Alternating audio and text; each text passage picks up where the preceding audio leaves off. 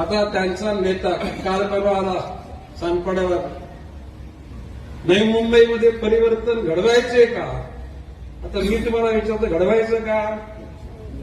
म्हणजे नवी मुंबईत नळ खोला का पाणी येतोय, त्याला परिवर्तन 3 दिवसाने पाण्याचं तिथं आणायचं, करायचं का?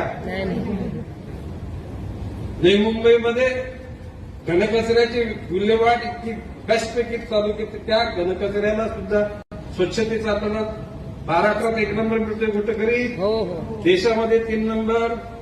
पाण्याचं नियोजन आणि वितरण या बाबतीमध्ये देशामध्ये नवी मुंबईला 1 नंबर मिळाला. ही बातमी तुम्ही ऐकली का?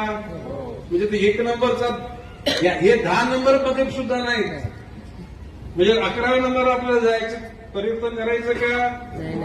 आणि मी बोलतो काय ते सानपाड्याला बोलले, हा एकनाथ शिंदे टांगा पलटी घोडे खरा